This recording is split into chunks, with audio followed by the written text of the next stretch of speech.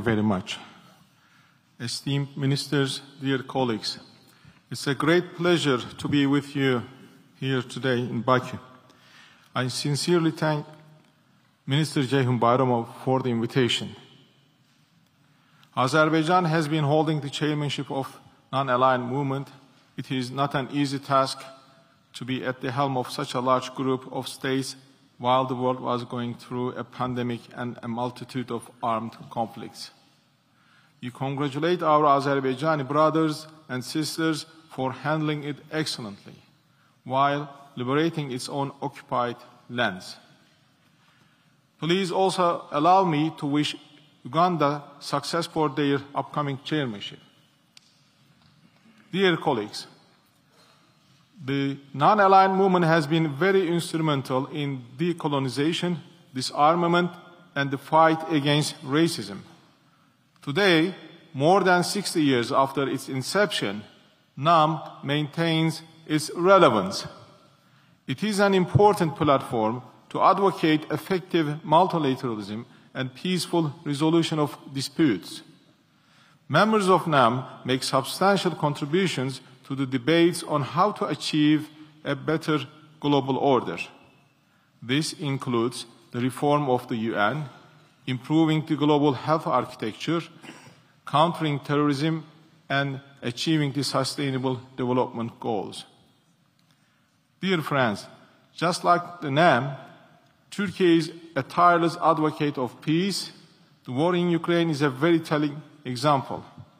Since the outset of the war, we have been working for a just peace through diplomatic negotiations. Turkey was able to facilitate talks on major issues. Most importantly, with the Black Sea Grain Initiative, we brought together Ukraine, Russia, and the UN and averted a global food crisis. Turkey is committed to keeping this initiative alive, and we count on your support for it. We keep peaceful resolution of disputes high in our agenda by leading initiatives such as mediation for peace. Turkey firmly believes that effective multilateralism is a key to addressing global injustices. At the heart of this pursuit lies the reform of UN Security Council. The Security Council must be restructured with a more equitable representation and elevated efficiency. Only then can it be able to address issues that matter to all humanity, not to a few members of an exclusive club. That's the reason why President Erdogan's motto, "The world is bigger than five," resonates all around the world. Speaking of global injustices, one cannot miss mentioning what happens in Palestine. Unilateral acts by Israel in the occupied Palestinian territories to perpetuate the occupation and to alter the character of the states of East Jerusalem continue unabated. Extremist provocations on the Israeli side against the status of and sanctity of Haram al-Sharif are at an unacceptable level. I know that the non-aligned movement is also very sensitive on this issue. We must all support efforts for a sovereign, independent, and contiguous state of Palestine based on the lines of 1967 with East Jerusalem as its capital and living side by side with Israel. This is the only valid formula for peace in the Middle East. The sooner Palestine takes its dignified place in the international community as a sovereign and equal member, the safer and the fairer place the world will be.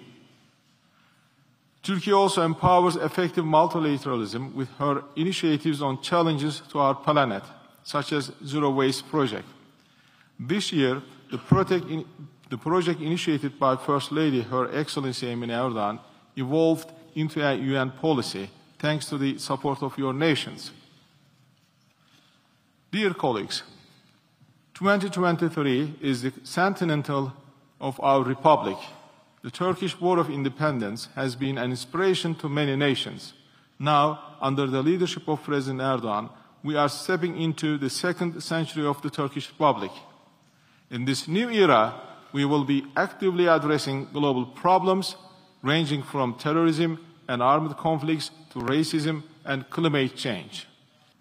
In today's world, hatred against Muslims, people of African and Asian origins, Roma, Jews, and immigrants reach unprecedented levels. Especially attacks on Islam has almost become epidemic in Europe. Burning the Quran, holy book of billions of people, on the very first day of Eid al-Adha and allowing it to happen under the disguise of freedom of expression is a blatant insult to those billions. However, this rather grim picture should not discourage us.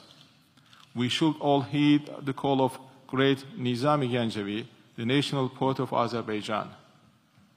In the hour of adversity, be not without hope, for crystal rain falls from black clouds.